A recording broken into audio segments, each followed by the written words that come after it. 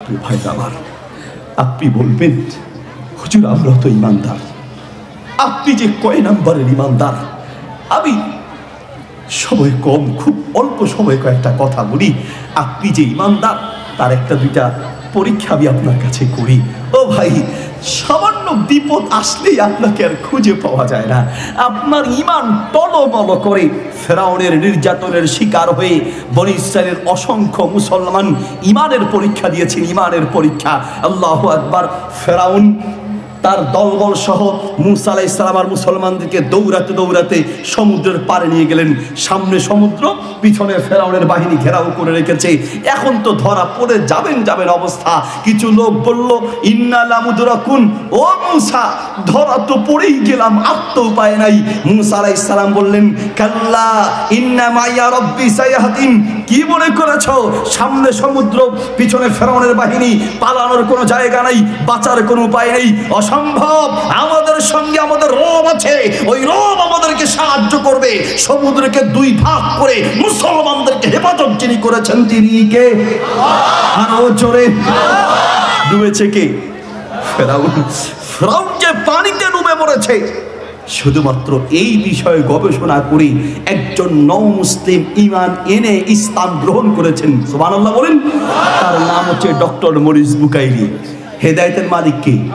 হেদায়েতের মালিক কে? আল্লাহ যে মানুষকে কিভাবে হেদায়েত দেন, কখনো কখনো ছোট্ট ছোট্ট বিষয় মানুষের হেদায়েতের কারণ হয়ে যেতে পারে। এই জন্যই তো আমি বলি ভাই, ঘন্টার পর ঘন্টা বক্তব্য লাগে না।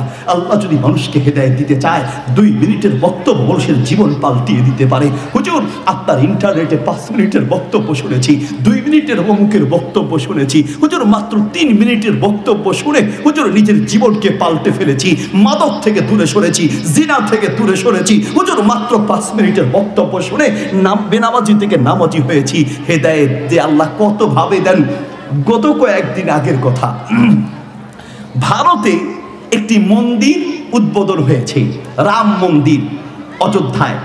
যেই জায়গায় মুসলমানদের একটা মসজিদ ছিল, সেই মসজিদের নাম হচ্ছে বাবরি মসজিদ।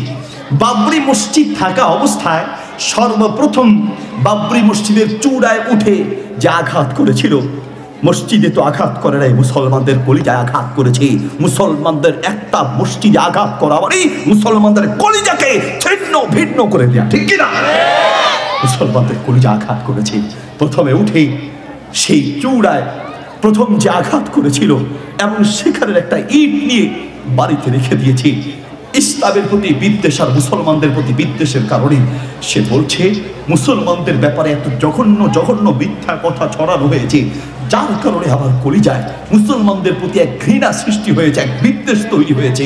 এজন্যই আমি সিদ্ধান্ত নিয়েছি সেই মসজিদ আমি প্রথমে আঘাত করব।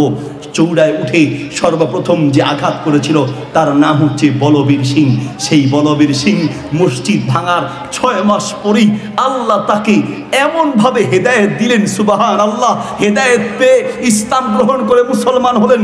মুসলমান হওয়ার পরে তিনি সিদ্ধান্ত নিলেন আমি মুসলমানদের কলিজা আঘাত করেছি, এত বড় অন্যায় করেছি, সেটাকে মুছবো কি দিয়ে? সিদ্ধান্ত নিলেন মসজিদ একটা ভেঙেছি, যতদিন বেঁচে থাকি আল্লাহ যতটুকু তৌফিক দেয় এক এক করে মসজিদ স্থাপিত করব।